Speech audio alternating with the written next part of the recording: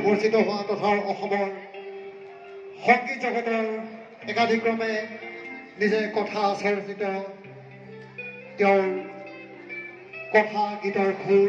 অৱসৰপ্ৰাপ্ত আৰক্ষী বিষয়াৰ সুসন্তান আজি স্নুবোৰ আমাৰ মাজত উপস্থিত হৈছে গতিকে তেখেতৰ এটি ডাঙৰ হাত চাপৰি হ'ব লাগে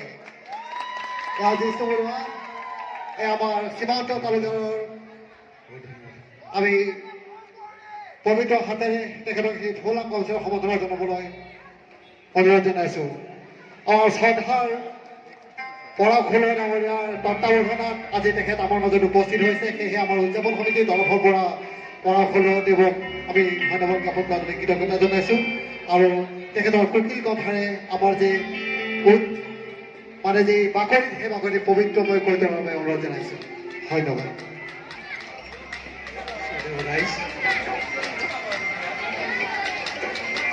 সদৰ ৰাইজ আমাৰ অভিৰুচি সংঘৰ প্ৰচেষ্টা আজি সন্ধিয়াৰ কাৰণে নিমন্ত্ৰিত শিল্পী নাছিল মোৰ ভতিজাৰ নিচিনা ল'ৰা পানীতোলাৰ ল'ৰা ইয়াতে আমাৰ ওচৰতে আছে কিন্তু ওচৰৰ শিল্পীজনক আমি গম নাপাইছিলোঁ যেতিয়া মই গম পালোঁ মোৰ দেৰি হ'ল যথেষ্টখিনি আৰু মই তেওঁক ক'লোঁ তুমি আমাৰ ইয়ালৈ আহা আমাৰ ৰাইজক অলপমান সংগীতেৰে সৈতেৰে তোমালোকে তুমি আপ্ৰাগিক কৰা